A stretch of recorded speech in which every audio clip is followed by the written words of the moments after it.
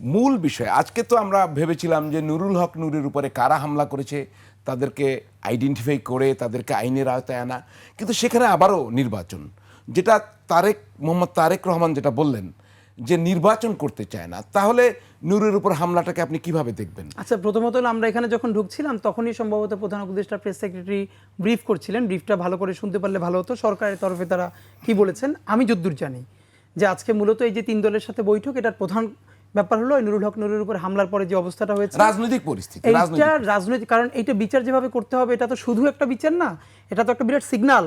একটু শেষ করি, এটা তো আপনারা যা বলছেন এখানে তাতে তো হামলা কোনো রাজনৈতিক দলের ঘাড়ে যাচ্ছে না, মানে হামলাটা তো আপনারা বাহিনীকে অভিযুক্ত করছেন। হ্যাঁ, তো সেটা তো রাজনৈতিক পরিস্থিতির কোথায় সংকট হলো? না, অবশ্যই এখন দেখেন আমরা তো প্রচন্ড পলিটিক্যাল ক্যাওয়াসের মধ্যে দিয়ে যাচ্ছি, আর এই সরকারের স্টেক হোল্ডার একমাত্র আওয়ামী লীগ ছাড়া আর সকল পলিটিক্যাল পার্টি তার লেজিটিমেসি দিয়েছে, জাস্টিফিকেশন দিয়েছে, এবং রাজনৈতিক দলগুলো তো ইভেন তারেক রহমান সাহেব তো হাজারবার বলেছে যে এই সরকারকে আমরা ব্যর্থ হতে দিতে পারি না, এটা গণ অভ্যুত্থানের সরকার। এবং আমার ধারণা কম বেশি সকল রাজনৈতিক দল আমি বলছি তারেক রহমান সাহেবের আমজনতা দলের ওনার যে আশঙ্কা যে আসলে মূল টার্গেট হচ্ছে নির্বাচনকে হতে না দাও। উনি একটা পোল বলছেন অন্যকে ভাত খেতে দেবো, তোকে ভাত খেতে দেবো। এখন ব্যাপার হলো তাহলে আমার এখানে যেটা হলো যে আমার জামাতের বা এনসিপির অথবা এবি পার্টি বা অন্য কারো হয়ে এখানে কথা বলা দরকার। এখন আমাদের অবস্থানটা তো একদম ভিন্ন। আমরা বলেছি আমরা অবশ্যই ইলেকশন চাই, এবং ইলেকশন ফেব্রুয়ারিতে না, আমরা বরং ডিসেম্বরে চাই, কিন্তু সেটা দুটো শর্তে চাই। প্রথমত হলো ন্যূনতম কিছু ভিজিবল বিচারটা 2-4 দিন হয়ে যাবে না, কিন্তু আপনি এমন একটা কাঠামোতে রেখে যাবেন তাতে পরবর্তী যে সরকারি আসুক, দেখেন বিএনপি আসুক, যেই আসুক, তাকে ইন্ডিয়া প্রশ্ন ডিল করতে হবে বাংলাদেশে। আবারও বলি, ইন্ডিয়া আমাদের প্রতিবেশী, এটাকে সরিয়ে ফেলা যাবে না। তা আমরা তাদের সাথে যেন ডিল করতে পারি ভালোভাবে, সেটার একটা পর্যায়ে রেখে যেতে হবে বিচারটা। এখন আমার বরং প্রশ্ন হলো নির্বাচন হবে, কবে হবে, তারপরে কি দিয়ে কি হবে, এই কথাগুলো যতবার পলিটিক্যাল পার্টির সাথে সরকার বসছে, আপনি বলেন তো এখন পর্যন্ত এই সরকার মানে জাতিসংঘের প্রতিবেদনেও তো 1400 শহীদ, কয়জন শহীদের পরিবারের সাথে বসেছে?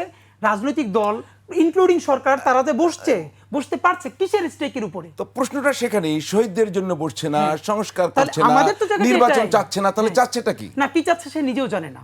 আপনি কি মনে করেন? না, আমি আমার হিসাব হলো কি চাচ্ছে সে পার্সোনালি তার অনেক গুডউইল থাকতে পারে, কিন্তু এই সরকার তো ধরেন আমি আপনাকে যেটা বলি কি চাচ্ছে আমি সেটাই জানতে চাচ্ছি। খুল্লা হয়েছে যে ডিজিএফআই বা অন্যান্য এজেন্সি তার সাথে কাজ করছে না, কিন্তু তার সাথে না বরং তার অর্ডার সে মানবে, এটাই কথা ছিল। মানে এই সরকারের দুটো কথা হাজারবার বলেছি, সব থেকে জনসমর্থিত সরকার এবং ইতিহাসের সব থেকে দুর্বলতম সরকার, দুটোই সত্য। কি চাচ্ছে সরকার? এখন এই সরকার কি চাচ্ছে এইটা আমার মনে হয় সরকারের যারা উপদেষ্টা আছে তারাও প্রত্যেকে জানেন না। এটা হলো প্রথম কথা। কি চাচ্ছে তারা নিজেরাও ক্লিয়ার না। যেমন আমরা বলেছিলাম এই যে আপনি ইলেকশনের রোডম্যাপ দিলেন না, আপনি কেন এই রোডম্যাপের সাথে সাথে আর একটা বিচার এবং সংস্কারের রোডম্যাপ দিতে পারলেন না? আপনি রোডম্যাপ মানে ইলেকশনের রোডম্যাপ যদি দেওয়া যায়, সরকার কিন্তু কখনো বলছে না অমুক আমাকে বাধা দিচ্ছে, অমুক করছে। এইটাই আমরা বলেছিলাম, প্লিজ আপনারা কেউ না কেউ তো বাধা দিচ্ছে, আপনি তো আজীবন ক্ষমতায় থাকবেন না। আপনি কেন বলছেন? সরকার তো বলছে না। হ্যাঁ, এই জন্য আমরা বলছি সরকারকে যে আপনারা যদি মোটেও না পারেন প্রেস মিট করে বলে দেন অমুক অমুক অমুক উপদেষ্টা, অমুক এজেন্সি, অমুক রাজনৈতিক দল আমাদেরকে বাধা দিচ্ছে। তো এরপর কি হবে? আপনারা মেরেই তো ফেলবে, আপনি তো আজীবন বাঁচবেন না বাবা। এই যে প্রফেসর ইউনূস, উনি তো মাশাআল্লাহ অনেক বাঁচছেন, তো উনি যদি সত্য কথা বলে মারা যান তো উনি তো বাংলাদেশের মানুষ আজীবন ওনারে ভালোবাসবে।